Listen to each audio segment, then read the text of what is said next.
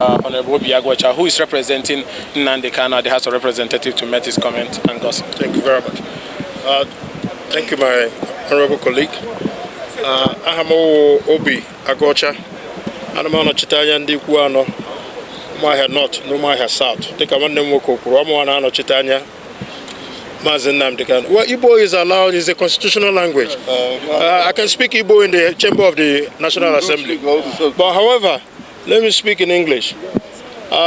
It's very sad, like my brother said, that there are two separate rules, one for other Nigerians and one for the Igbo man. Nigeria appears to still be in distrust and uncomfortable with the Igbo man. And all the Igbo man wants is, full development and aspirational goals for all persons, regardless of, ethnicity, religion, or gender.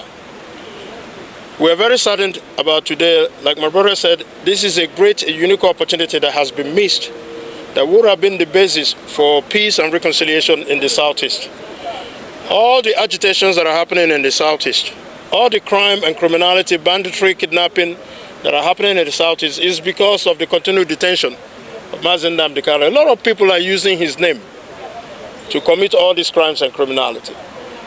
The peace in the Southeast, or peace in Nigeria, cannot go anywhere without the unconditional release of Mazi Nnamdi Kanu. The government cannot miss this opportunity, but we are very optimistic that by the next hearing, as the judge said, that one, he will be granted bail. He hasn't committed any crime in this country that will continue to warrant his illegal detention. So we are calling on the government of President Ahmed Tinubu to do the right thing and not be held hostage like the former President Buhari did because of his own personal bias against the Igbos and against Mazi Nnamdi Kanu. So I'm calling on all Igbos, wherever they are, to remain calm. This man will walk away free one day to the glory of God. Thank you.